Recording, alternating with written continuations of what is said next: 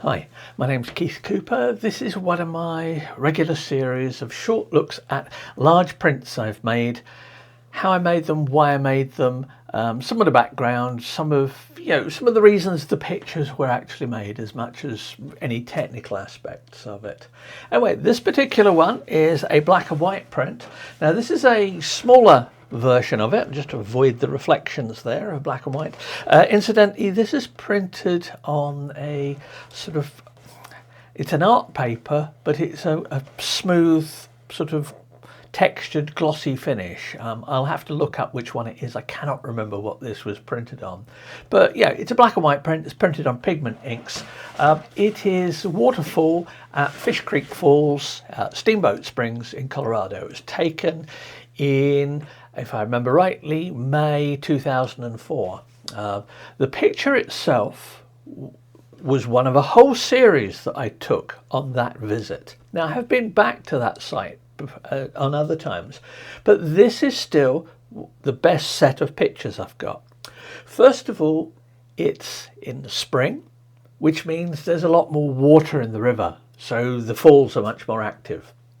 Now, the views that I've got, and I've just pulled up the files to have a look at them, the views reflect all the different shots I took on that particular visit of the falls. There are some other pictures as well, but it doesn't really matter.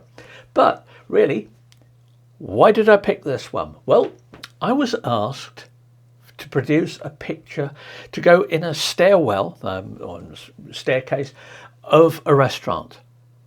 And they wanted something that fitted tall, thin. They wanted black and white. And I said, I worked on a few pictures and they really liked this one. Now, got a picture of my dad having a look at it a few years ago. This would have been 2006, 2007 perhaps. But anyway, let's have a quick check. Here is the original image. You can see this is a crop of it. This is not a stitched image or anything like that. And what's more, the camera I was using was a Canon 1DS. Now, full frame camera, 11 megapixels. How have I made, particularly I know how I might do it now, but how did I do this back in 2004, 2006 when I did the print? Well, this is the image opened in Camera Raw. Now, this is the modern version of Camera Raw.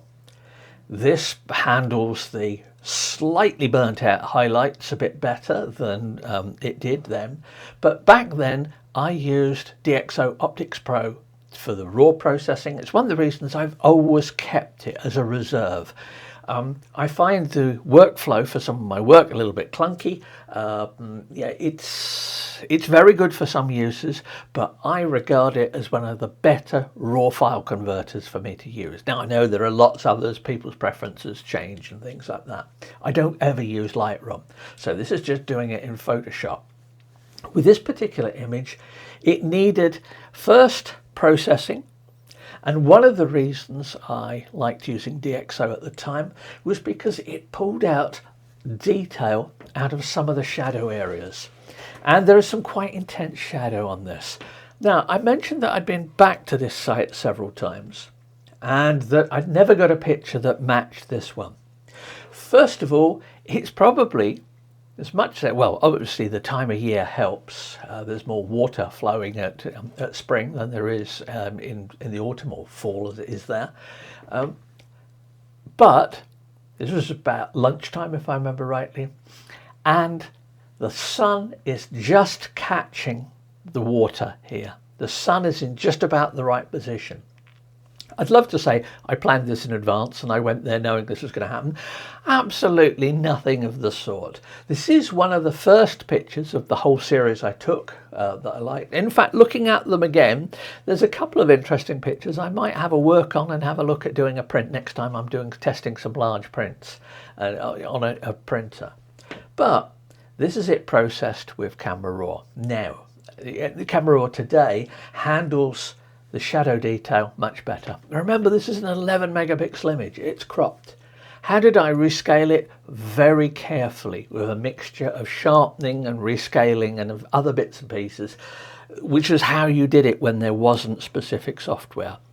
Today I would still likely use Gigapixel AI for doing it.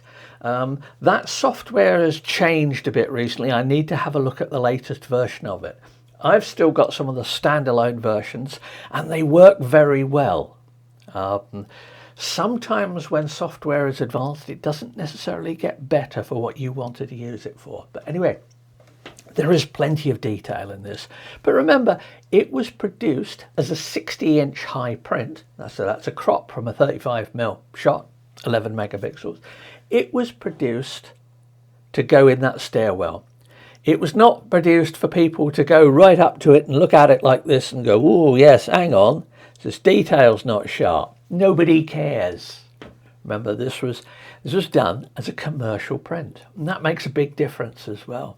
It's about what people see in the picture, what they like about it. A few little comments about this particular one, how I've processed it. I've done this in Photoshop, the original, and I would still process it in Photoshop. I think it wouldn't look much different. However, some of the tools I've used adjustment layers, masked them in to bring out a bit of the shadow of the tree on the water, to bring out a bit more texture, a bit more structure in the water, because the image was fractionally overexposed, so it does clip at just this point here. So I have had to be very careful in how I've handled this very white bit here. There's detail in the water, and I'm sure when I did a bit of sharpening as well when in printing, and I would have used some localized sharpening here. Today I would print it once again. I'd use NIC sharpener, output sharpener, and I know that the structure adjustment of that would help bring up some of this mist around the water, because the structure in the water is very important. This was taken to try and freeze the water. It was taken with a 70 to 200mm lens, f2.lis, image stabilized. It was taken handheld because there was no way when I was traveling around Colorado that month was I carting a tripod around with me. This is a handheld shot, and yeah, it works very nicely.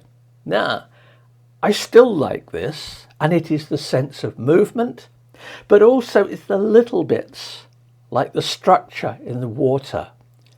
Now, I know people take pictures of waterfalls and things, and they do long exposures to get that misty look and things like that.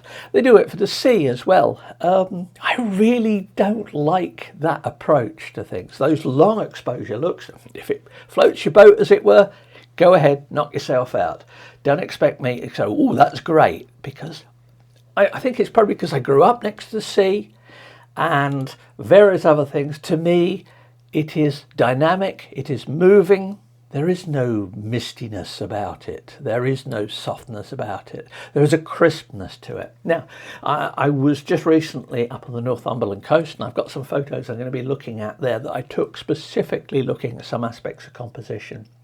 So this particular one, these lit trees on here, they do help define the edge of the picture a bit. Other than that, it's just cropped out of the picture because that worked and that fitted the space that was needed. Sometimes it really is that simple. I say it was printed on, well, who knows what this one was printed on. This is out of my scrap print collection from having just moved house. It feels like a sort of, there's a glossy finish to it. I will try and find out what the paper is, but I can't guarantee I'll know it because paper is spread all over the place at the moment. I got some in this office, some's down in the garage, some's anyway. That Fish Creek Falls, Steamboat Springs, and it's a picture I like, and I know a lot of people like this one as well, just as a decorative print. It is saying nothing about the condition of the world. It is saying nothing meaningful whatsoever other than, isn't that a nice place? Isn't that a nice view? And you know, sometimes that is all I really want to say in a photo. Anyway, hope that's of some interest. As I say, this is going to be a regular series looking at particular prints, some of the background as to how and why they were made. Some I have more recollections than others, but I'll try and pick ones which have what I think are useful things to go in printing. It would have been printed I say it was printed with pigment inks, I'm positive, and it would have been printed using the black and white print mode. Almost, I suspect this was done on an Epson P7500 when I last had one here. But anyway, there you go. It could have been a P7000 or something like that. I will have to have a hunt round and find out when I'm editing the video. Hope that's of some interest. If you've got some questions, let us know. But, you know, I'll be back with more of these.